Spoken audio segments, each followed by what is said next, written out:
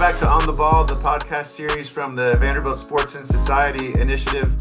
I'm Andrew Maraniss, and I'm so excited to have Kurt Page with us today. Vanderbilt fans remember Kurt from his record-setting days as Vanderbilt quarterback in the early 1980s when he became the first quarterback in the history of the SEC to pass for over 3,000 yards. Since his playing days, he's had a legendary coaching career at the high school and college level.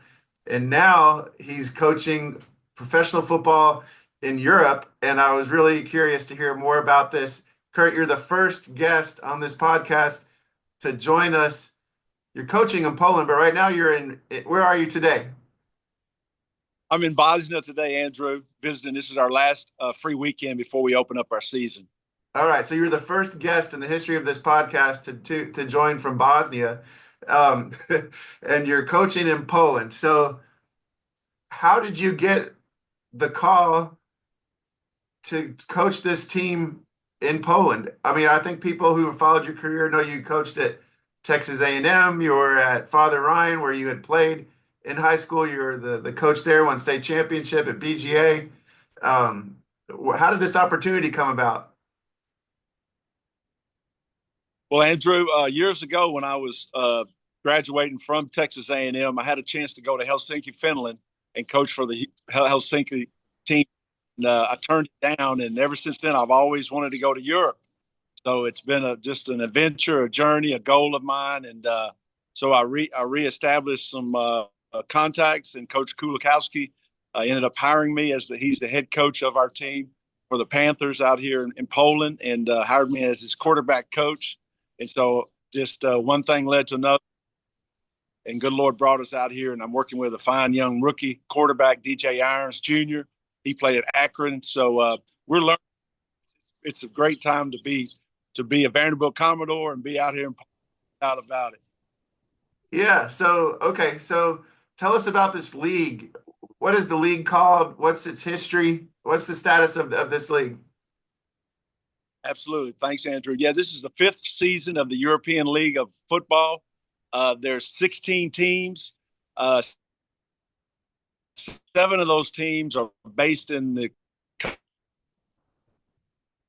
Germany. And so we're in our district or division with a couple of teams in Austria. There's teams in Madrid, Spain. There's teams Copenhagen and Denmark. There's teams all over the Europe area. Years ago, there was NFL Europe, and they left. And then this league was each country, Andrew, has a league. Like we have a Polish league team that's from Wroclaw that plays in that league. The Italian league, they have teams that play. Madrid has a team. So it's a lot of different countries. Like I said, there's 16 different teams, and there's a lot of different countries that participate in American football over here. So it's a growing sport. It's nothing like the real football over here, and that's soccer, but we're hoping that we can grow the sport. And that's my goal in this thing, Andrew, is to really get with these young men from Poland and preach and teach and lead them into being better people on and off the field, and then becoming better football players as well. That's my goal. Wow. Okay. So you mentioned your quarterback is American. He played at Akron, and you've got Polish players on the team as well. So how does that work out? Are there quotas on the number of American players that can be on each team?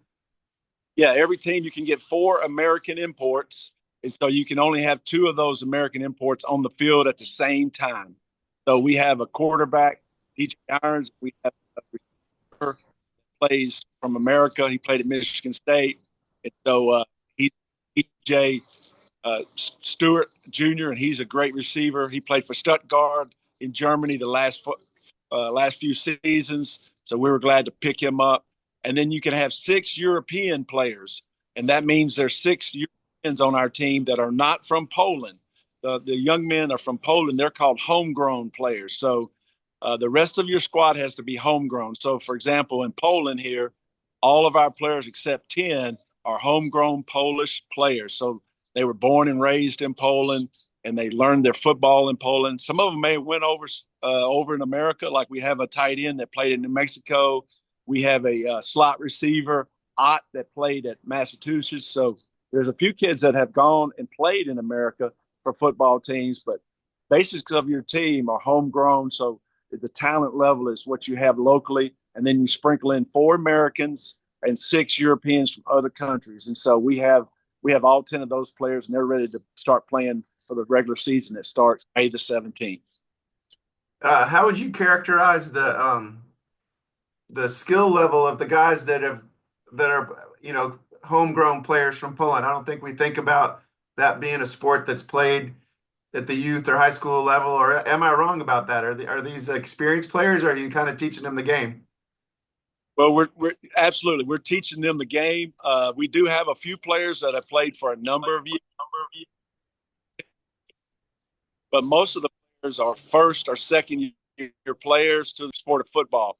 For example, we've got guys that either were with a soccer team that became and joined our sport, or a rugby team locally that joined our, and even maybe some team handball guys, or basketball players. So really, it's a collaboration of a lot of different sports that have gone into playing American football. And the coaching staff here for the junior Panthers, we have flag football team. So when they get 8, 9 years old, they start playing flag football, and then they matriculate all the way up through their ages. And so it's going to be 10 to 15, 20 years from now that when these players have gone through the full cycle of playing since they were 8, 9 years old. So this is the 5th year of the league. So in 10 years from now, you'll see a much better product, obviously, because of the growth. But that's how it works out, Andrew. Okay. And what's the familiarity with the NFL or with college football over there? I mean, do you find even if they haven't played the game, like they know about the NFL, or how popular is football Yeah, over there?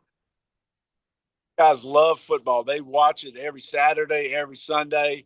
Now, our rules for the European League, they're adopted from the National Football League. So we use the same field size dimensions. The hashes are the same. The numbers are the same. The goalposts are the same. Actually, the football is the same, except it's got the European League of American Football and also our commissioner's signature. So it's identical to the NFL.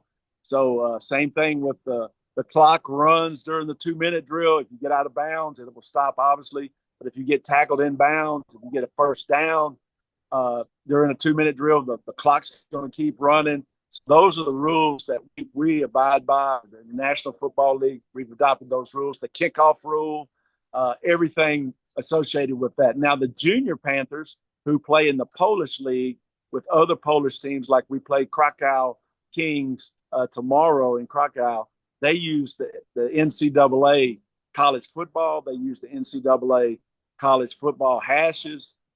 They change out the goalposts for their games. Everything's adopted to that to the NCAA. So they just kind of grow up, and that's their brand of football. There is no high school football in our city or in the country of Poland.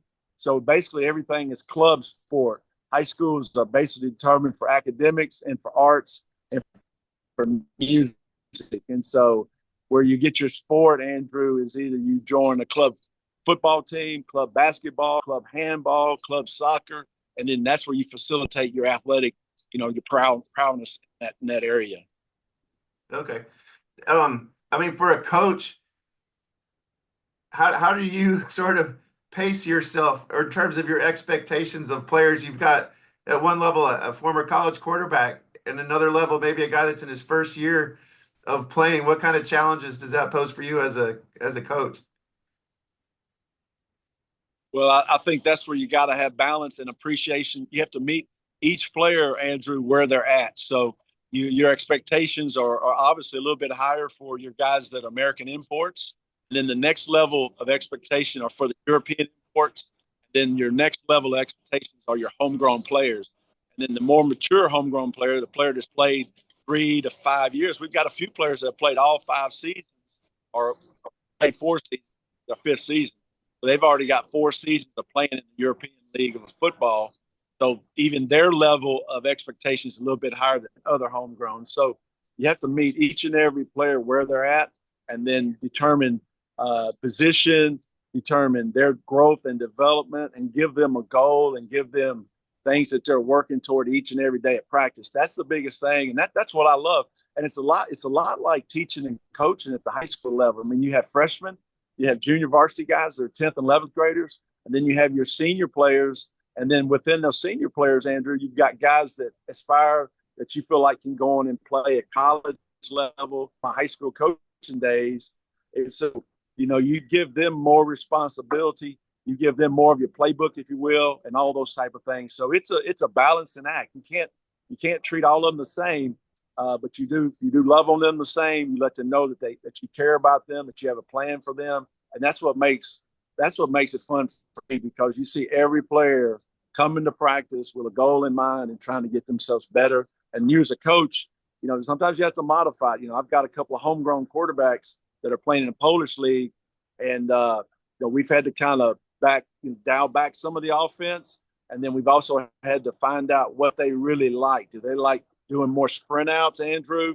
Do they like doing more bootlegs, or do they like sitting in the pocket? And well, early on, I can see a lot of my homegrown young quarterbacks that like sitting in the pocket.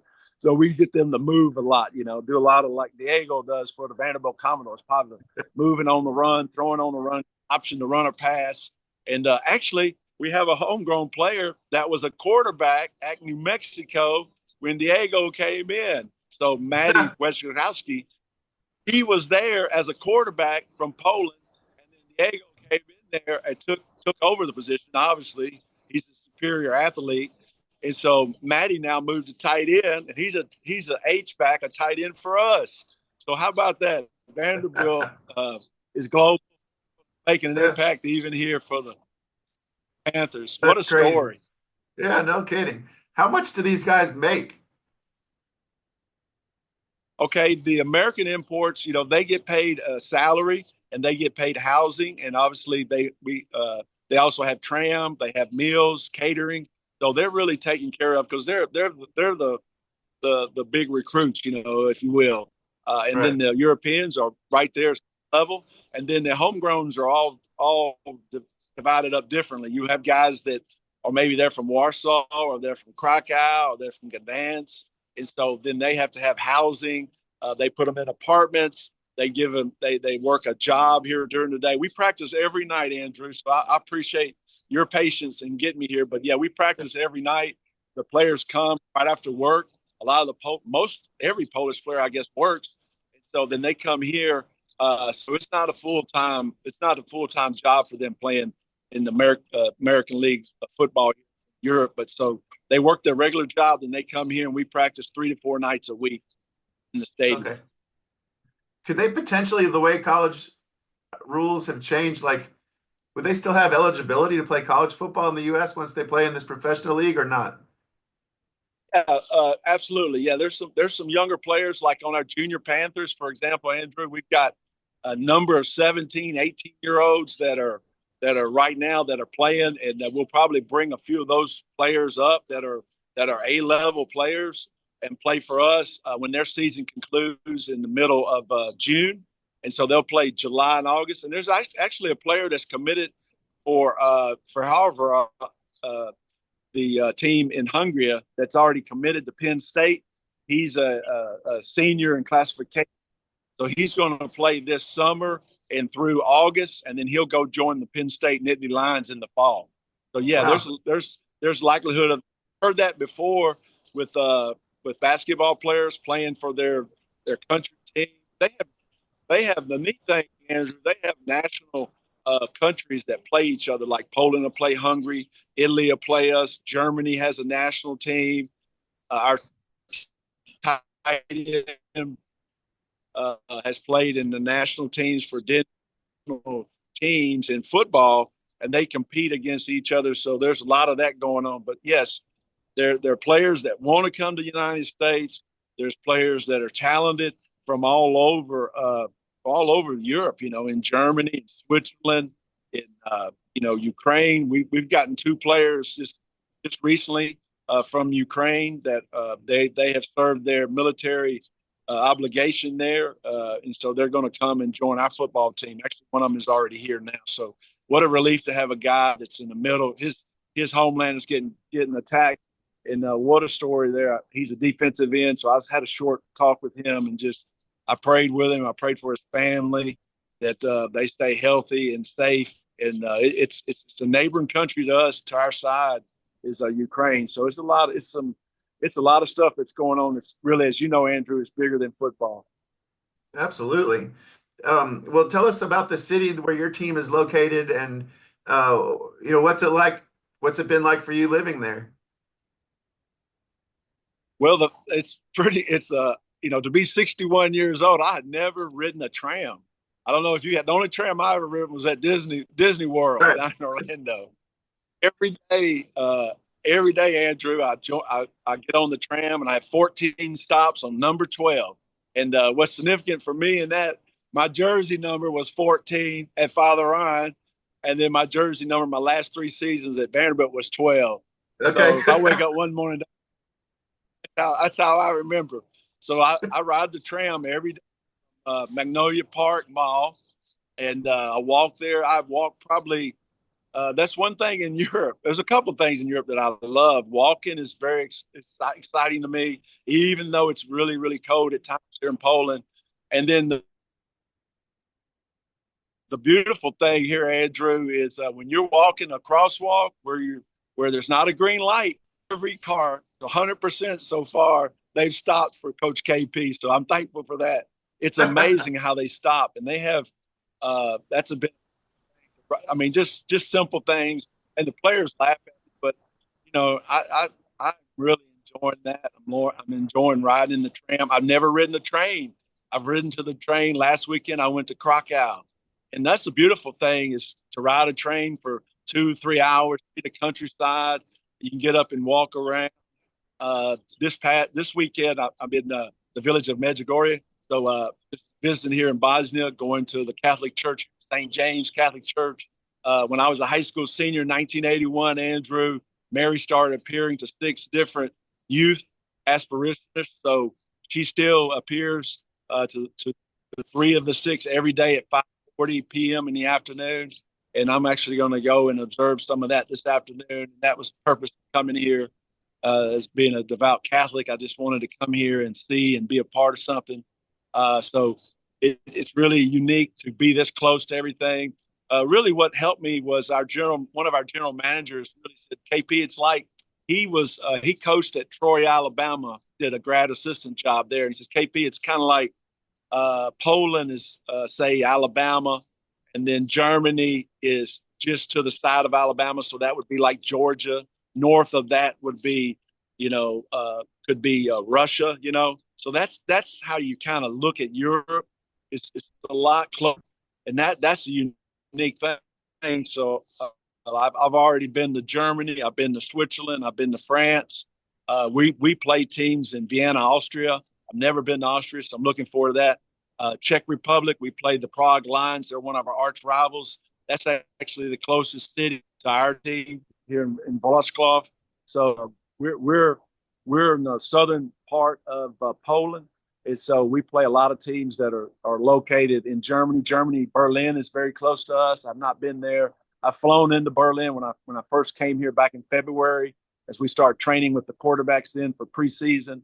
It's so very, very thankful that Mr. Teskinski, he's the owner. He saw the vision. I shared with him that maybe if I could come in a month earlier than preseason camp starting, that I could work with all the quarterbacks that we have and really give them some up-to-date training that I've learned from Dr. Tom House on really working with being a rotational thrower. Andrew, I didn't know what I was when I was at Vanderbilt, but I was one of the first rotational throwers. I didn't have a big arm. I wasn't a big strong guy. I wasn't like Mike Wright or Van Heflin.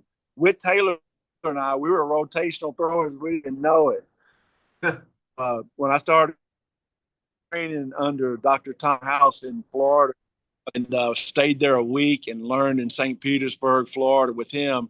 And so that's what I teach now is rotational throwing and how to do that from base up, from ground base, and basically keeping your feet in the ground and your back foot kind of turning and twisting. And you see a lot of quarterbacks now, basically all the quarterbacks, Aaron Rodgers and Diego's even, he's modifying his throwing skills and his development. You're going to see a different guy with accuracy. It's a great thing to be accurate as a quarterback, and that's the number one thing, to be accurate. So I was able to come out here about a month, 17th, to train with these quarterbacks here in Poland. Wow, you mentioned Tom House. I know that you're talking about the former pitcher that used to instituted like baseball players throwing footballs, right? And has done so much for football players. That's fascinating that you studied under him. And then you've been credited with developing the 7-on-7, which has become so popular. Tell us about that history with 7-on-7 football. Well, my very first head coaching job, Andrew, was at Battleground Academy, Franklin, Tennessee. Just really blessed that they saw a young guy from Nashville and entrusted starting a program, give me a chance to start my roots in coaching. And so I went out there, and our basketball coach was Gary Smith, and he was running a Tuesday night basketball league. And all these teams would show up on Tuesday night, and it was informal.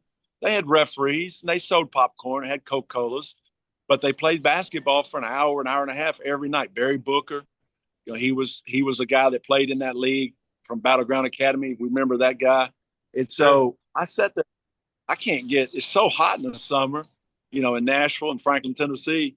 And so I said, what if we just did like a 7-on-7? And I invited. So I met with Gary Rankin, who was at Murfreesboro, Riverdale, Jeff Porter at White House. So I invited 16 coaches that I knew in the area, and Father Ryan's head coach Tom Fivash, and I invited all those guys to come out to BGA. This was in the first part of the summer, and I said, if y'all come out, I got a plan. And so we started the Monday night Tennessee Passing League. So every Monday night we would have there was Franklin High School, Brentwood High School, Murfreesboro Riverdale, Murfreesboro Oakland. We had 16 teams, and we had all those fields there. And so we just played 7-on-7, and I didn't know it was going to grow. Like I wish I had patented it or something, Right. 7-on-7 as my marquee, but I didn't do it. But it was it really. And then Andrew, there weren't any rules on recruiting, So I invited middle coach. I had Vanderbilt strength coach. I had different guys come out here and speak to the kids. So we would go an hour. We do an hour and a half session, and then we take a break for 30 minutes and have a speaker every Monday night for about 15 to 20 minutes to talk about grounding, talk about what was important, and maybe it was academics, maybe it was how to be the best teammate. We had all types of different speakers. We had Bert Hill, who was a strength coach with me. He was at Texas A&M, who was with the Detroit Lions at that time. We were able to get him down, and then we did coaching clinics, and then we played the rest of the night, an hour and a half. The other teams would then show up. Everybody would show up for the speech. You either played before the technique, we called it technique time, because it was for the athletes and it was for them. We had a parent night where we invite all the parents and we teach them about recruiting. And so back then, we had Vanderbilt coaches, we had Middle Tennessee coaches. I invited Tennessee Tech. We invited all the Tennessee State.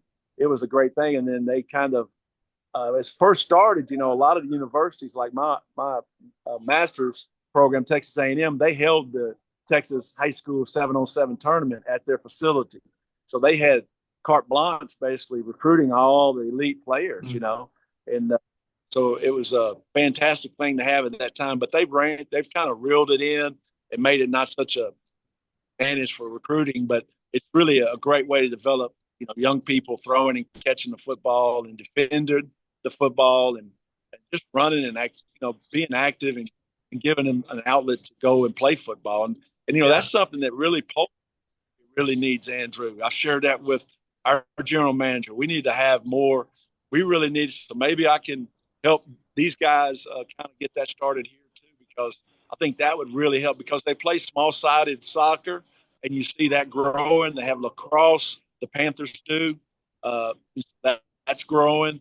So if you can make something smaller and get people throwing and catching and moving, I think it's an advantage. So hopefully we can get something going here in Poland in this area too. Yeah, you can copyright it there in Poland. All right, so you mentioned like you're riding trams and trains for the first time. Like, what's the food been like there? What have you fallen in love with from the food and culture side in Poland? Pierogies, pierogies, pierogies. That's what we're known for in Poland. I've had all types. I've had minced meat. I've had it with cheese. I've had it with onions. Mushroom soup is the big thing they have here. But yeah, the food is is took a little getting used to. I wasn't a big potatoes guy, but potatoes are in everything. They cook the potatoes and everything. So that those are the big pierogies, mushroom soup, some type of potatoes are really big in the whole country, Poland, and really in this whole area. We're so close to Czech Republic and also Germany. So those are some of the big meals. All right. And then you mentioned you have a player who actually was serving in the army in Ukraine and Poland Yes. neighboring Ukraine. Like, how do you feel just that war there? Do you see refugees coming across the border from Ukraine? Like, what's it like living in that part of the world right now, being close to that war? Yeah, actually, Andrew, Belarus is where a lot of the immigrants from are coming through. There's different ways. If they can get to Germany or get to Poland, they're pretty well safe. So Belarus is really uh, very restrictive to a lot of those folks. But yeah, it's sad. I'm disappointed in Putin. I'm disappointed in Russia.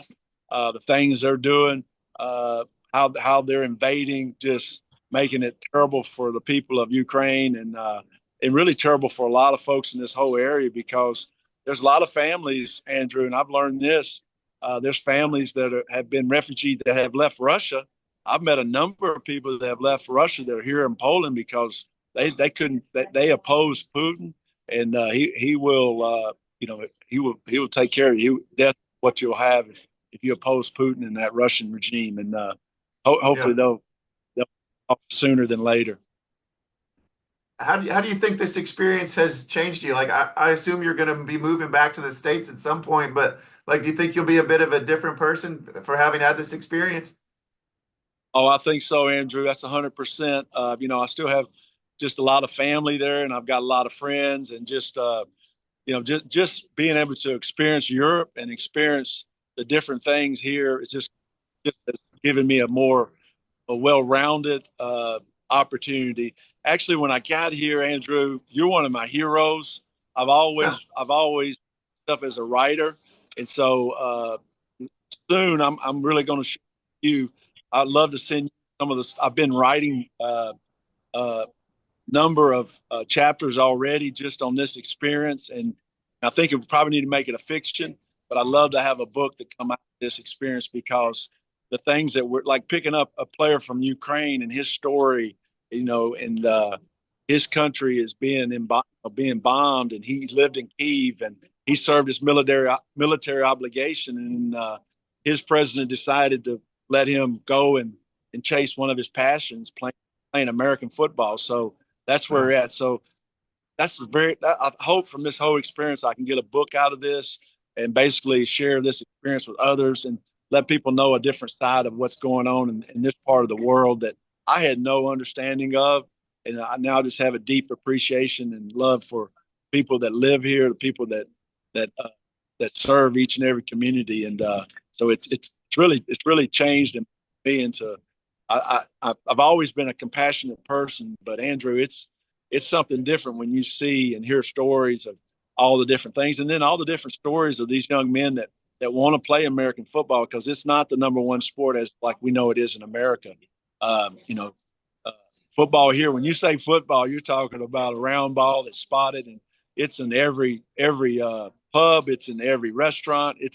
I mean, soccer is the number one sport. We have a Polish league soccer team that's fantastic. They were second in the division last year, and they're not having a really good season this year. But so it's a lot going on here, and to see our sport grow, and for me just to be a small part of that, I'm really blessed. And so I hope to really keep doing that as much as I can.